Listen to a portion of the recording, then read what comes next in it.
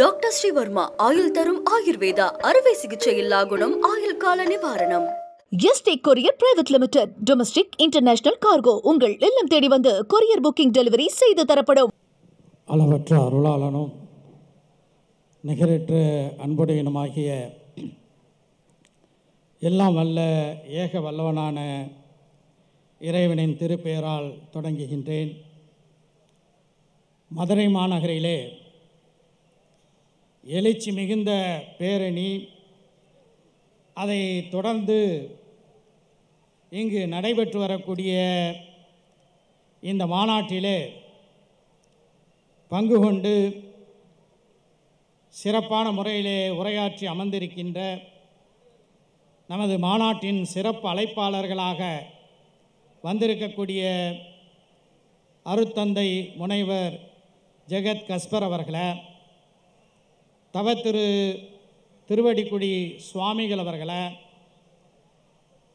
அரசமைப்பு சட்டத்துக்கு விரோதமான சிஏஏ, என்ஆர்சி, என்பிஆர் சட்டங்களை எதிர்த்து தனது ஐபிஎஸ் பதவியை தூக்கி எறிந்துவிட்டு இன்று முஸ்லிம் சமுதாயம் எப்படி பல்வேறு துறைகளிலே அதற்கு நியாயமாக கிடைக்க வேண்டியவையெல்லாம் கிடைக்காமல் வஞ்சிக்கப்படுகின்றது என்பதை பற்றி 2 அருமையான நூல்களை எழுதியிருக்கின்ற, பூனாவிலிருந்து இங்கே நம்முடைய மாநாட்டுக்கு வருகை தந்திருக்கின்ற ஓய்வு பெற்ற ஐபிஎஸ் அதிகாரி அப்துல் ரஹ்மான் அவர்களை, இந்த மாநாட்டிலே சிறப்பான தொடக்க உரை மட்டுமல்ல, இந்த மாநாடு இன்று மிகுந்த எழுச்சியுடன் இங்கே நடைபெற்று கொண்டு இருக்கின்றது என்றால் அதற்கு பணியாற்றிய தொண்டாற்றிய அனைவர்களுக்கும் மிக சிறப்பான முறையிலே தலைமை வகித்து பட்டி தொட்டியெல்லாம் சென்று இந்த மாநாட்டின் நோக்கங்களை எல்லாம் எடுத்து சொல்லி இங்கும் சிறப்பான முறையிலே உரையாற்றி அமர்ந்திருக்கின்ற மனிதநேய மக்கள் கட்சியினுடைய பொதுச் செயலாளர், தமிழ்நாடு ஹஜ் கமிட்டியினுடைய தலைவர், சட்டமன்ற உறுப்பினர் அருமை சகோதரர் அப்துல் சமத் அவர்களை, இந்த மாநாட்டிலே நம்முடைய பேரணியை தொடங்கி வைத்திருக்கின்ற நம்முடைய தாய் கழகமான தமிழ்நாடு முஸ்லிம் முன்னேற்ற கழகத்தினுடைய பொறியாளர் சஃபியுல்லா கான் அவர்களை, இந்த மாநாட்டிலே நம் அனைவரையும் வரவேற்று மகிழ்ந்து இங்கு அமர்ந்திருக்கின்ற மனிதநேய மக்கள் கட்சியினுடைய பொருளாளர் கோவை உமர் சாஹிப் அவர்களை, மாநாட்டின் திடலிலே நம்முடைய கருப்பு வெள்ளை கருப்பு கொடியை ஏற்றியிருக்கின்ற தலைமை நிர்வாகக்குழு உறுப்பினர் குணகுடி ஆரம் அனிஃபா அவர்களை, இந்த நிகழ்விலே பங்கு கொண்டிருக்கின்ற தலைமை நிர்வாகக்குழு உறுப்பினர்களை, துணைத் தலைவர் அவர்களை, துணை பொதுச் செயலாளர்களை, அமைப்பு செயலாளர்களை, மாநில செயலாளர்களை, அனைவர்களுடைய பெயரையும் சொல்ல வேண்டும் என்பதுதான் என்னுடைய விருப்பம். காலத்தின் அருமை கருதி மிக சுருக்கமாக அனைவரையும் விழித்ததாக ஏற்றுக்கொண்டு இரவு பகல் துஞ்சாது உழைத்து லட்சக்கணக்கான மக்களை இந்த எழுச்சி மாநாட்டிலே பங்கு கொள்வதற்கு திரட்டி வந்திருக்கின்ற என் நெஞ்சம் நிறைந்த சமுதாய கண்மணிகளே, அஸ்ஸலாமு அலைக்கும் வரஹ்மத்துல்லாஹி வபரகாத்து. உங்கள் அனைவர் மீதும் இறைவனின் சாந்தியும் சமாதானமும் பொழியப்படட்டுமாக. நான் மட்டுமல்ல, இந்த எழுச்சி மிகுந்த மாநாட்டிலே கண்ணியத்திற்குரிய உலமா பெருமக்கள் பெருந்திரளாக வந்திருக்கின்றார்கள். நம்முடைய மாநாட்டை பற்றி உரையாற்றி இருக்கின்றார்கள். அவர்கள் மட்டுமல்ல, அவர்களுக்கு உறுதுணையாக நம்முடைய ஜமாத்தினுடைய பல்வேறு ஜமாத்தினுடைய தலைவர்களும் இங்கே வருகை தந்திருக்கின்றார்கள். அவர்களையும் நான் இந்த நேரத்தில் எண்ணி பார்க்க கடமைப்பட்டிருக்கின்றேன். அருமை சகோதரர்களே, சகோதரிகளே, இந்த அரங்கத்திற்கு இதே மதுரை மாநகரத்தைச் சேர்ந்த தமிழ்நாடு முஸ்லிம் முன்னேற்ற கழகத்தினுடைய தொடக்கம் முதல் இந்த சமுதாய பேரியக்கத்தில் தன்னை இணைத்து கொண்டு பிறகு மனிதநேய மக்கள் கட்சியினுடைய தலைமை நிர்வாகக்குழு உறுப்பினராக படிப்படியாக ஒரு கிளை தலைவராக நகர தலைவராக, மாநில செயலாளராக, தலைமை நிர்வாகக்குழு உறுப்பினராக மிக சிறப்பான முறையில் எந்த பொறுப்பை கொடுத்தாலும் சளைக்காமல் செய்யக்கூடிய நம்முடைய மதுரையைச் சேர்ந்த அருமை சகோதரர் முகமது கவுஸ் அவர்களை இந்த நேரத்தில் நான் நினைவு கூற கடமைப்பட்டிருக்கின்றேன். அவர் நம்முடன் இன்று இருந்திருந்தால் இந்த பேரணியும் மாநாட்டையும் பார்த்து மிகவும் மகிழ்ந்து இருப்பார். நம்முடைய கடனாக இந்த மாபெரும் அரங்கத்திற்கு அவருடைய பெயரை சூட்டியிருக்கின்றோம். எல்லாம் வல்ல இறைவன் அவருக்கு இம்மை மறுமை நற்பெயர்களை தர வேண்டும் என்று இந்த நேரத்தில் பிரார்த்தனை செய்து கொள்ள விரும்புகின்றேன். அனைவரும் பிரார்த்தனை செய்து கொள்வோம். அருமை சகோதர சகோதரிகளே, நேரம் மிக குறுகியதாக இருக்கின்றது.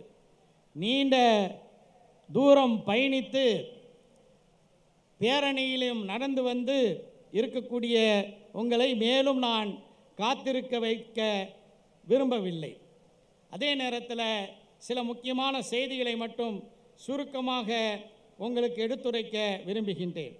எனக்கு முன்னர் உரையாற்றிய நம்முடைய சிறப்பு விருந்தினர்கள், அதேபோல் பூனாவிலிருந்து வந்திருக்கின்ற நம்முடைய காவல் முன்னாள் அதிகாரி அப்துல் ரஹ்மான் எப்படி அரசியல் பிரதிநிதித்துவத்தில் நமக்கு மிகப்பெரிய ஒரு பின்னடைவு ஏற்பட்டிருக்கின்றது என்பதை விரிவாக எடுத்து சொன்னார்கள்.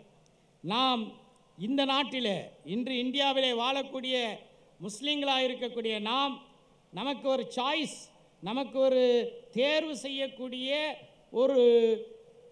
ஒரு வாய்ப்பு கிடைத்தது. நமக்கு என்று சொல்லும்போது எனக்கோ உங்களுக்கோ சொல்லவில்லை. இந்தியா விடுதலை அடையக்கூடிய சூழலில் வாழக்கூடிய முன்னோர்களுக்கு இந்த நாட்டிலே இருக்க வேண்டுமா அல்லது பாகிஸ்தானுக்கு செல்ல வேண்டுமா அப்படிங்கிற ஒரு சாய்ஸ் கொடுத்தார்கள். ஒரு விருப்பத்தை தேர்வு செய்யக்கூடிய ஒரு வாய்ப்பை கொடுத்த போது எங்களுக்கு மத ரீதியாக செயல்படக்கூடிய பாகிஸ்தான் தேவையில்லை, மதசார்பற்ற இந்தியாவே தேவை என்று இந்த நாட்டை தேர்வு செய்து கொண்டவர்கள் நம்முடைய முன்னோர்கள் என்பதை நான் இங்கே அழுத்தம் திருத்தமாக பதிவு செய்ய விரும்புகின்றேன். ஏன் அந்த தேர்வை செய்தார்கள்? நிச்சயமாக விடுதலை பெற்ற இந்தியாவிலே முஸ்லீம் சமூகம் ஒரு மதவாதத்தின் அடிப்படையில் அமைக்கப்பட்டிருக்கக்கூடிய பாகிஸ்தானை விட எல்லா வகையான உரிமைகளையும் பெற்று வாழ்வாங்கு வாழும் என்பதற்கான நம்பிக்கைகள் ஏற்படுத்தப்பட்டது. அந்த நம்பிக்கையில் பலவற்றை நிறைவேற்றியிருக்கின்றோம், அனுபவித்திருக்கின்றோம். இன்று ஒரு மதசார்பற்ற நாட்டில் மனிதநேய மக்கள் கட்சி நடத்தக்கூடிய இந்த மாநாட்டிலே ஒரு ஹிந்து சுவாமிகள் என்னுடைய கரத்தை பற்றி ஒரு பக்கம் நிற்கின்றார், இன்னொரு பக்கம் ஒரு கிறிஸ்தவர் அருத்தந்தை ஜெகத் கேஸ்பர் இன்னொரு கரத்தை பற்றி நின்று கொண்டிருக்கின்றார். அந்த பக்கம் நம்முடைய தோழர் ஹென்றி நிற்கின்றார். இந்த மாநாட்டு அரங்கத்தை ஏற்பாடு செய்த சேகர் மாமுண்டி அவரும் இருக்கின்றார். ஆக இந்தியா ஒரு பன்முக சமூகம், சமூக நல்லிணக்கமாக வாழ்ந்து கொண்டிருக்கின்றோம் என்பதில் மாற்று கருத்து இல்லை. அதுவும் தமிழ்நாடு இந்தியாவுக்கே எடுத்துக்காட்டாக ஜனநாயக ரீதியில், மதசார்பற்ற ரீதியில் சமூக நல்லிணக்கத்திற்கு ஒரு சீரிய உதாரணமாக தமிழ்நாடு விளங்கி கொண்டிருக்கின்றது என்று நான் சொன்னால் அது மிகையாகாது. அதே நேரத்தில் விடுதலைக்கு முன்பு இந்த அரசியல் அதிகாரத்தை பற்றி நடைபெற்ற பல்வேறு நிகழ்வுகளை இந்த நேரத்தில் நாம் நினைவுபடுத்துவது நம்முடைய கடமையாக இருக்கின்றது. தன்னுடைய வரலாற்றை ஒரு சமூகம் நிச்சயமாக அறிந்து கொள்ள வேண்டும். நம்முடைய இன்றைய தமிழ்நாடு, அன்றைய சென்னை மாகாணம், அந்த சென்னை மாகாணத்தினுடைய தலைநகர் சென்னையில் காங்கிரஸ் கட்சியினுடைய விடுதலைக்கு முந்தைய அந்த காங்கிரஸ் கட்சியினுடைய 42வது அமர்வு 1927ஆம் ஆண்டு டிசம்பர் 28ஆம் தேதி நடைபெற்றது. அந்த மாநாட்டிலே, அந்த காங்கிரஸினுடைய அமர்வில் நிறைவேற்றப்பட்ட தீர்மானத்தில் இரு பெரும் வகுப்பாருக்கும், அதாவது முஸ்லீம்களுக்கும் இந்துக்களுக்கும் முழு உத்தரவாதம் அளிக்கும் வகையில் தேர்தல்களில் மக்கள் தொகை அடிப்படையில் இடங்களை ஒடுக்குவதன் மூலம் சட்டமேற்றக்கூடிய அவைகளில் அவர்களுடைய நியாயமான நலன்கள் பாதுகாக்கப்படும் என்று குறிப்பிடப்பட்டிருக்கிறது. ஒவ்வொரு மாகாணத்திலும் மத்திய சட்டமேற்றும் அவையிலும், இன்றைய பரிபாசலில் சொல்ல வேண்டும் என்றால் நாடாளுமன்றத்திலும் மக்கள் தொகைக்கேற்ப தேர்தல்களிலே தொகுதிகள், தனி தொகுதிகள் உருவாக்கப்படும் என்றும் அந்த தீர்மானம் குறிப்பிட்டது. அதோடு மட்டுமல்லாமல் அதே 1928ஆம் ஆண்டு இன்னொரு நிகழ்வும் நடந்தது. அந்த நிகழ்விலே இந்தியாவினுடைய அரசமைப்பு சட்டத்தை அதை எப்படி உருவாக்கலாம், இந்தியாவினுடைய அரசமைப்பு சட்டம் எப்படி அமைய வேண்டும் என்பதை ஆய்வு செய்வதற்காக வேண்டி மோத்திலால் நேரு கமிட்டி என்று ஒரு கமிட்டி அமைக்கப்பட்டது. மோத்திலால் நேரு வேறு யாரும் அல்ல, நம்முடைய முதல் பிரதமர் பண்டிட் ஜவஹர்லால் நேருனுடைய தந்தை தான் மோத்திலால் நேரு. அந்த மோத்திலால் நேரு கமிட்டியினுடைய செயலாளராக ஜவஹர்லால் நேருவே நியமிக்கப்பட்டார். மத்திய சட்டமன்றத்திலும் மாகாண சட்டமன்றத்திலும், அதாவது நாடாளுமன்றத்திலும் மாநில சட்டமன்றங்களிலும் இன்றைய பரிபாசையில் சொல்ல வேண்டும் என்றால் முஸ்லிம் சிறுபான்மையினர்களுக்கு அவர்களது மக்கள் தொகைக்கேற்ப தொகுதிகள் ஒதுக்கப்பட வேண்டும் என்று இந்த குழு பரிந்துரைத்தது. மோத்திலால் நேரு குழு பரிந்துரைத்தது. விகிதாச்சார அடிப்படையிலான தேர்தல் முறை, ப்ரொபோர்ஷனல் ரெப்ரசன்டேஷன், பிஆர் என்று ஆங்கிலத்திலே சொல்வார்கள். அந்த விகிதாச்சார தேர்தல் முறையை குறித்து பின்வரும் கருத்தை, அந்த நான் சொல்லக்கூடிய கருத்தை அந்த குழு எடுத்து சொன்னது. இந்த தேர்தல் முறை, விகிதாச்சார பிரதித்துவ தேர்தல் முறை எங்களை மிகவும் கவர்ந்துள்ளது. We are most attracted by this proportionate representation concept என்று சொல்கிறார்கள். பல்வேறு சமூகங்களின் அச்சத்தையும் அவர்களின் விருப்பங்களையும் நிறைவேற்றும் ஒரே அறிவுபூர்வமான வழியாகவும், தி ஒன்லி ரேஷனல் வே என்ற ஆங்கிலத்திலே பயன்படுத்துகிறார்கள். ஒன்லி ரேஷனல் வே, ஒரே பகுத்தறிவு தன்மையுடைய முறை இந்த விகிதாச்சார தேர்தல் முறை என்று மோத்திலால் நேரு குழு தன்னுடைய அறிக்கையை சமர்ப்பித்தது. விடுதலை பெறக்கூடிய தருவாயில் அரசியல் நிர்ணய சபையில், கான்ஸ்டிடியூவன்ட் அசம்பிளியில் நடைபெற்ற விவாதம், அதிலும் குறிப்பாக டிசம்பர் 13, 1946 பண்டிட் ஜவஹர்லால் நேரு அவர்கள் ஒரு தீர்மானத்தை கொண்டு வருகிறார்கள். அந்த தீர்மானம் என்ன சொல்கிறது? சிறுபான்மையினர்களுக்கான போதிய பாதுகாப்பு விடுதலை பெற்ற இந்தியாவில் வழங்கப்படும் என அந்த தீர்மானத்தில் வாக்குறுதி அளிக்கப்பட்டது. இந்த வாக்குறுதியின் அடிப்படையிலே தான் அடிப்படை உரிமைகள் மற்றும் சிறுபான்மையினர் தொடர்பான ஆலோசனை குழு ஒன்று அமைக்கப்பட்டது. இந்த ஆலோசனை குழு நல்ல ஒரு முடிவுதான். அந்த ஆலோசனை குழுக்காக வேண்டி 1947 ஜனவரி 29ஆம் தேதி இந்த ஆலோசனை குழுவை அமைக்கக்கூடிய தீர்மானத்தை ஜிபி பந்த் என்பவர் அந்த ஆலோசனை குழுவுக்கு தீர்மானத்தை முன்வழிகிறார். அந்த ஜிபி பந்த் அந்த தீர்மானத்தை முன்வழிந்து உரையாற்றும் போது சொன்ன வார்த்தைகள் கவனிக்க வேண்டிய வார்த்தைகள். சிறுபான்மையினர் தொடர்பான பிரச்சனைகளுக்கு திருப்திகரமான ஒரு தீர்வு கிடைத்தால்தான் விடுதலை பெற்ற இந்தியா உத்வேகத்துடனும் பலத்துடனும் நலமுடனும் வளர்ச்சி பெறும். இப்போது புதிய ஒரு அதிகாரம் தொடங்க வேண்டும். நம்மை நாமே பொறுப்புள்ளவர்களாக உணர வேண்டும். சிறுபான்மையினர் முழுமையாக திருப்தி அடையாத வரையில் நாம் முன்னேற முடியாது. நிம்மதியான முறையில் சமாதானத்தையே நிலைநாட்ட முடியாது என்று அந்த குழுவினுடைய, இந்த ஆலோசனை குழுவை அமைக்கக்கூடிய அந்த தீர்மானத்தை முன்மொழிந்து பேசக்கூடிய ஜிபி பந்த் இந்த கருத்துக்களை சொல்கிறார். இந்த ஆலோசனை குழுவுக்கு தலைவராக போட்ட ஆளு தான் சரியில்லாத ஒரு ஆளாக போயிட்டு. இன்னைக்கு குஜராத் மாநிலத்தில் பாஜக சர்தார் வல்லபாய் பட்டேலுக்கு வானுயர ஒரு பெரிய சிலையை அமைத்திருப்பது உங்களுக்கெல்லாம் தெரியும். ஏன் பாஜகவினர் பட்டேலை கொண்டாடுகிறார்கள் என்றால் அதற்கு முதன்மையான காரணம் இதுதான். இந்த ஆலோசனை குழுவினுடைய தலைவராக சர்தார் வல்லபாய் பட்டேல் நியமிக்கப்பட்டார். 61 உறுப்பினர்கள் அந்த குழுவில் இருந்தாங்க. அந்த குழு 1947 பிப்ரவரி 27ஆம் தேதி கூட்டம் நடத்தியது. அந்த கூட்டத்தில் மிக தெளிவாக அந்த ஆலோசனை குழு பல பரிந்துரைகளை செய்தது. அந்த பரிந்துரைகளில் முக்கியமானது தேர்தல் முறை பற்றிய பரிந்துரை. அந்த பரிந்துரை என்ன சொல்கிறது என்றால், மத்திய மற்றும் மாகாண சட்டமன்றங்களுக்கு ஜாயின்ட் எலெக்டரேட் முறையில் தேர்தல் நடத்தப்படும். இரண்டாவது பரிந்துரை, சிறுபான்மையினருக்கான இடஒதுக்கீடு அவர்கள் மக்கள் தொகை அடிப்படையில் கொண்டு வரப்படும்.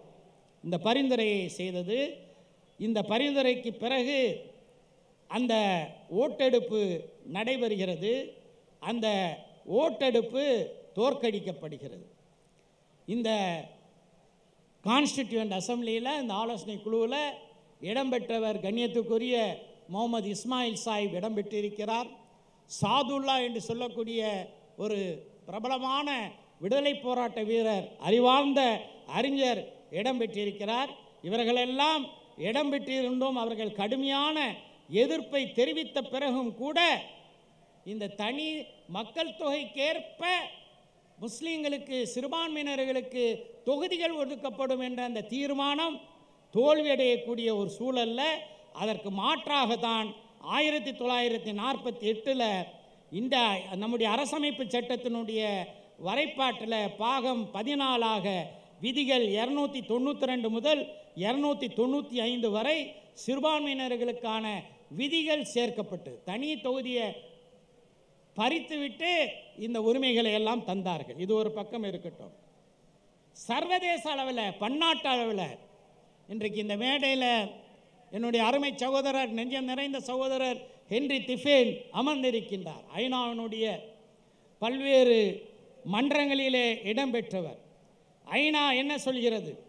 ஐநாவினுடைய பல்வேறு ஆவணங்களில் ஒரு நாட்டில் சிறுபான்மையினர்களுக்கு உரிய அதிகார பகிர்வு அளிக்கப்பட வேண்டும் என்பதை அந்த ஆவணங்கள் மிக தெளிவாக குறிப்பிட்டிருக்கின்றது.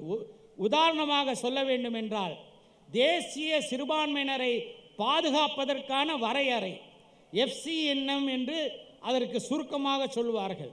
ஒரு நாட்டில் உறுதித்தன்மை, ஜனநாயக பாதுகாப்பு மற்றும் அமைதிக்கு அந்த நாட்டில் உள்ள சிறுபான்மையினரை பாதுகாப்பது அவசியம் என்று சொல்லக்கூடிய அந்த அறிக்கை ஒவ்வொரு நபரின் இன, கலாச்சார, மொழியியல் மற்றும் அடையாளத்தை மதிக்க வேண்டும் என்று மிக தெளிவாக குறிப்பிடக்கூடிய ஒரு செய்தியை பார்க்கின்றோம். இன்னொன்று, ஐநாவினுடைய மிக முக்கியமான ஆவணங்களில் ஒன்று ICCPR என்று சொல்லக்கூடிய international covenant on civil and political rights. 1966ஆம் ஆண்டு அந்த ICCPR என்று சொல்லக்கூடிய இந்த உடன்பாட்டு ஆவணம் தயாரிக்கப்பட்டது. அதில் அந்த உடன்படிக்கையினுடைய இந்த ICCPR-னுடைய 25வது பிரிவு மிக தெளிவாக சொல்கிறது, வாக்களிக்கவும் அல்லது காலமுறை தேர்தல்களில், ரகசிய தேர்தல்களில் மக்கள் பிரதிநிதியாக தேர்ந்தெடுக்கப்படவும் சிறுபான்மையினர்களுக்கு உரிமை இருக்கின்றது. அதே போல இந்த விகிதாச்சார தேர்தல் முறையும் அது பரிந்துரைத்திருக்கின்றது.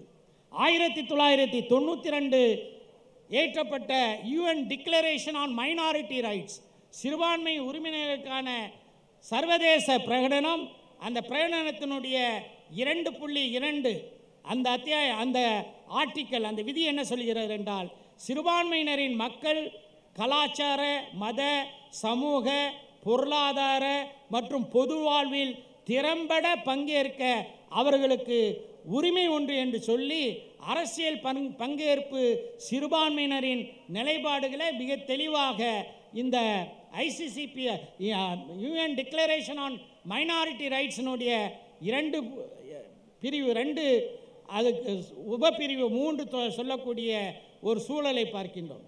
இப்படியாக நான் அடுக்கிக் கொண்டே போகலாம்.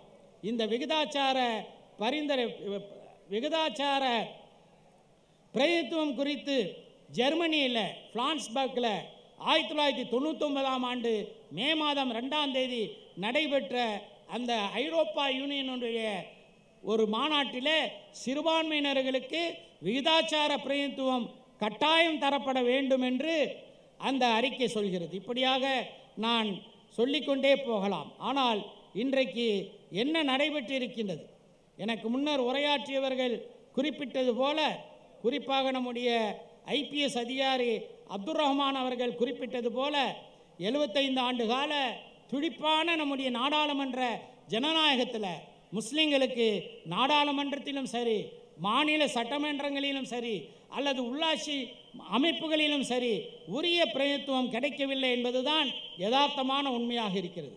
543 மக்களவை உறுப்பினர்கள் கொண்ட லோக்சபாவில், மக்களவையில் உண்மையிலேயே இன்றைக்கு 2011 எடுக்கப்பட்ட பொலிவரத்தை பற்றி வைத்து கொண்டு தான் நாம் பேசிக்கொண்டு இருக்கிறோம்.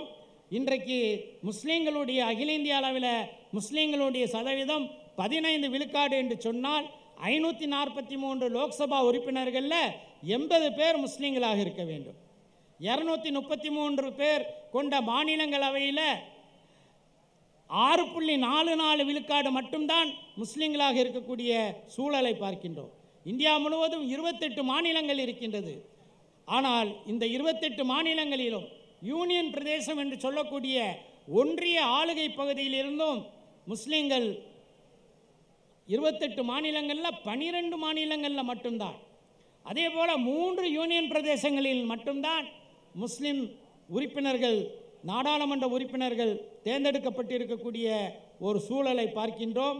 4123 எம்எல்ஏக்களில் 296 பேர் மட்டுமே முஸ்லீம்களாக இருக்கின்றார்கள். உள்ளாட்சி மன்றத்தில் நம்ம பார்க்கும்போது அங்கும் வேதனையான தகவல் தான் இருக்கின்றது. உதாரணத்துக்கு நேரத்தை கருதி சொல்கிறேன்.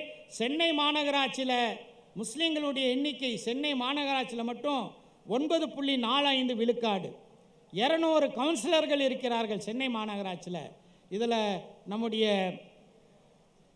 தாஹா நவீன் மத்திய சென்னை மாவட்ட தலைவர் உள்பட 4 முஸ்லீம்கள் தான் இருக்கின்றார்கள். ஆக காந்தியடிகள், பண்டிட் ஜவஹர்லால் நேரு, அபுல் கலாம் ஆசாத் போன்ற தலைவர்களின் விருப்பங்கள் எல்லாம் விடுதலை பெற்ற இந்தியாவில் இந்த அரசியல் பிரதிநிதித்துவத்தை பொறுத்தவரை அது நிறைவேறவில்லை என்பதுதான் யதார்த்தமான ஒரு சூழலாக இருக்கின்றது. வக்ஃபு திருத்த சட்டத்தை பற்றியும் ஒரு சில வார்த்தைகளை மட்டும் சொல்ல விரும்புகின்றேன்.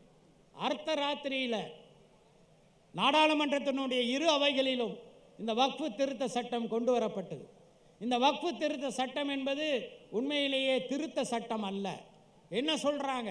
நாங்கள் சச்சார் குழுவினுடைய பரிந்துரையினுடைய அடிப்படையில் இந்த வக்ஃபு திருத்த சட்டத்தை கொண்டு வந்திருக்கின்றோம் என்று நாடாளுமன்றத்தில் சிறுபான்மை விவகாரத்துக்கான அமைச்சர் கிரண் ரிஜிஜு பேசுகிறார். சச்சார் குழு என்ன சொன்னது? சச்சார் குழுவினுடைய பரிந்துரைகளில் எதையாவது ஒன்றையாவது பரிந்துரைத்திருக்கிறீர்களா? சச்சார் குழு சொன்ன ஒரு பரிந்துரை, இந்த வக்ஃபை அபிவிருத்தி செய்வதற்காக, இந்த வக்ஃபினுடைய நலன் அனைத்து மக்களுக்கும் செல்வதற்காக ஒரு வக்ஃபு டெவலப்மெண்ட் கார்ப்பரேஷன் 500 கோடி ரூபாய் செலவில் அமைக்கப்பட வேண்டும். அந்த சச்சார் குழு மட்டுமல்ல, ஐக்கிய முற்போக்கு கூட்டணி ஆட்சியில் இருந்தபோது நம்முடைய முன்னாள் மாநிலங்களவையினுடைய துணைத் தலைவர் கர்நாடகத்தைச் சேர்ந்த ரஹ்மான் கான், அவருடைய பரிந்துரை இந்த 500 கோடி ரூபாயில் வக்ஃபு டெவலப்மெண்ட் கார்ப்பரேஷன் அமைக்கப்படும் என்ற பரிந்துரை செய்தார். ஐக்கிய முற்போக்கு கூட்டணி அரசு அந்த கார்ப்பரேஷனை உருவாக்கிச்சு.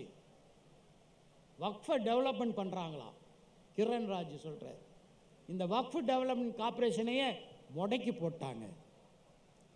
இன்றைக்கு பள்ளிவாசலாக இருக்கட்டும், தேவாலயங்களாக இருக்கட்டும், கோயிலாக இருக்கட்டும், நம்முடைய முன்னோர்கள் உருவாக்கியது.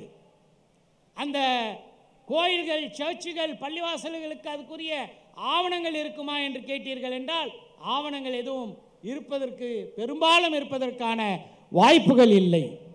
இன்றைக்கு இந்த வக்ஃபு திருத்த சட்டத்தை எதிர்த்து நாடாளுமன்றத்தில் மட்டுமல்ல, காங்கிரஸ் கட்சி, திராவிட முன்னேற்ற கழகம், சமாஜ்வாதி கட்சி, திரிணாமுல் காங்கிரஸ், மனிதநேய மக்கள் கட்சி என்று பல்வேறு அரசியல் கட்சிகள் உச்சநீதிமன்றத்தில் வழக்கு தொடுத்து அந்த வழக்கு விசாரிக்கப்பட்டு தீர்ப்பு மட்டும்தான் வர வேண்டியது இருக்கின்றது. இந்த மாதத்தில் மீண்டும் உச்சநீதிமன்றம் திறக்கும் போது அந்த தீர்ப்பு வரலாம். இந்த நேரத்தில் உமீட் போர்ட்டல் அப்படின்னு சொல்லி ஒரு இணைய தலைவாசலை உருவாக்கி எல்லா வக்ஃபுகளும் ஆவணங்களோடு அதை பதிவு செய்ய வேண்டும் என்று மோடி அரசு அறிவித்திருப்பது வக்ஃபு சொத்துக்களை கொள்ளையடிப்பதற்காக மோடி அரசு கொண்டு வந்திருப்பதுதான் இந்த வக்ஃபு திருத்த சட்டம் என்று நான் சொன்னால் மிகையாகாது. ஆக இந்த 2 கோரிக்கைகளை முன்வைத்து நாம் இந்த மாநாட்டை, பேரணியும் மாநாட்டையும் நடத்தி இருக்கின்றோம்.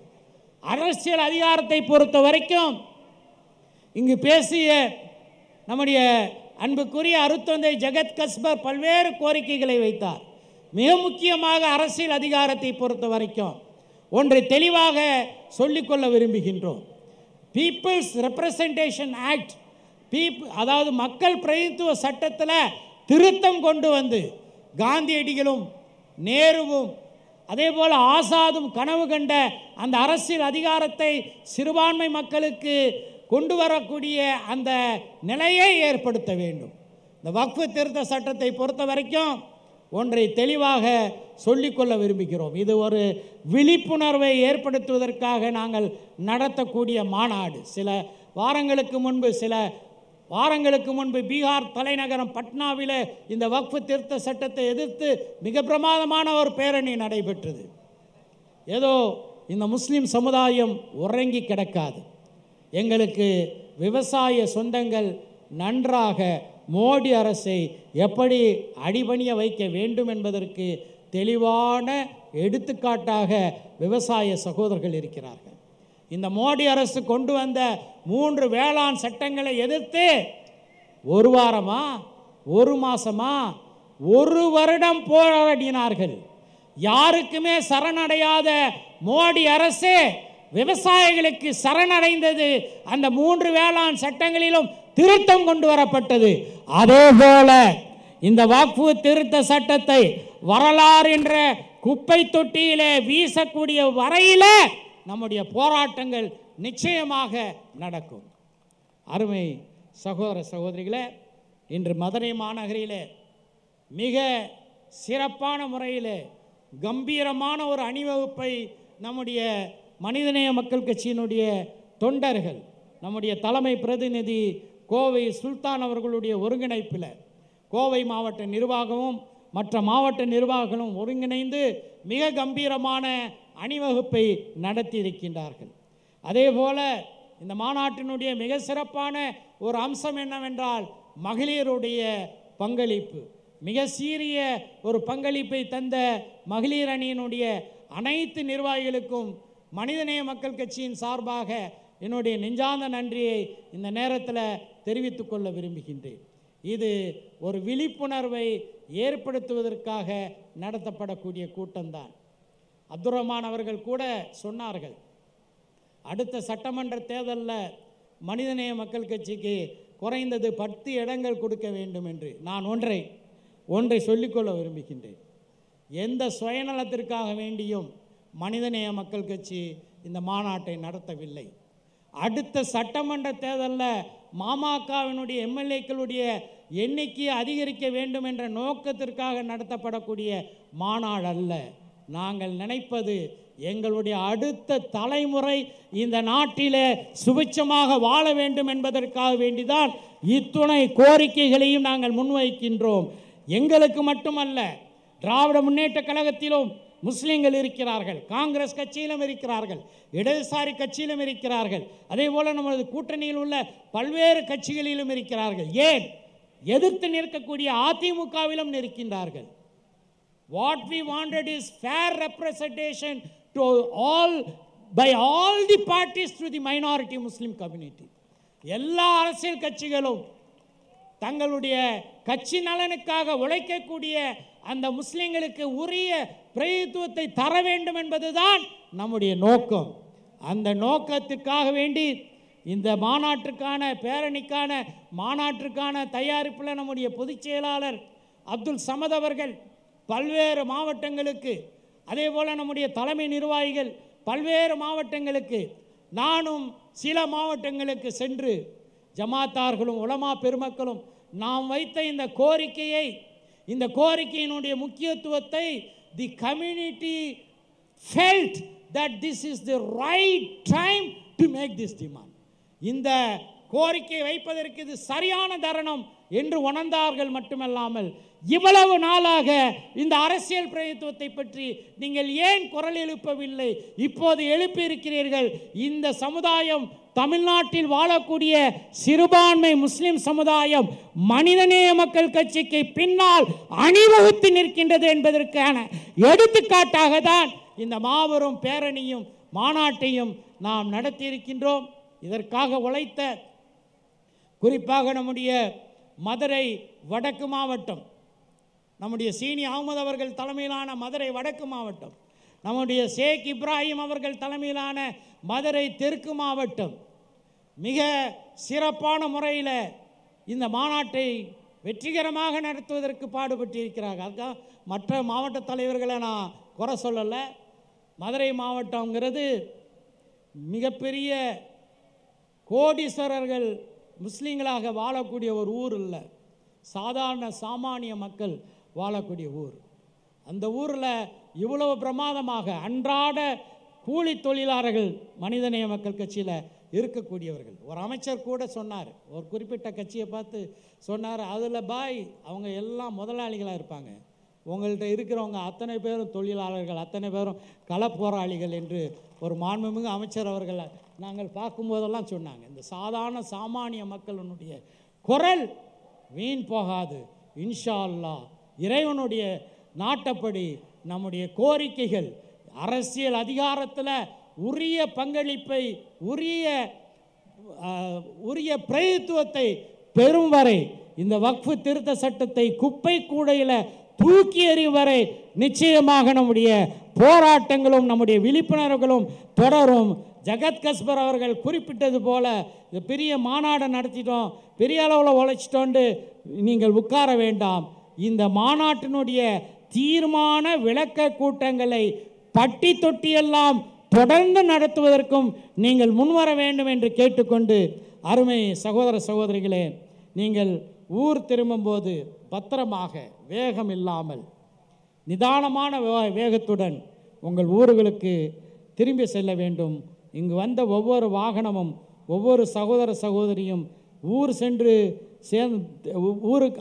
தத்தமது ஊர்களுக்கும் வீடுகளுக்கும் சென்று விட்டார்கள் என்ற தகவல் வரும் வரை இன்று இரவு நான் உறங்கப் போவதில்லை. ஃபி அமானில்லா வாஹிர் தாவானா அல்ஹம்துலில்லாஹி ரப்பில் ஆலமீன். என்றும் உங்களுடன் மை இந்தியா. முக்கிய செய்திகளை உடனுக்குடன் தெரிந்து கொள்ள சப்ஸ்கிரைப் பண்ணுங்க, பெல் பட்டனை பிரஸ் பண்ணுங்க. என்றும் உங்களுடன் மை இந்தியா. டாக்டர் ஸ்ரீவர்மா ஆயுள் தரும் ஆயுர்வேதா அறுவை சிகிச்சை இல்லா குணம், ஆயுள் கால நிவாரணம். Yesterday courier private limited, domestic international cargo உங்கள் இல்லம் தேடி வந்து கொரியர் புக்கிங் டெலிவரி செய்து தரப்படும்.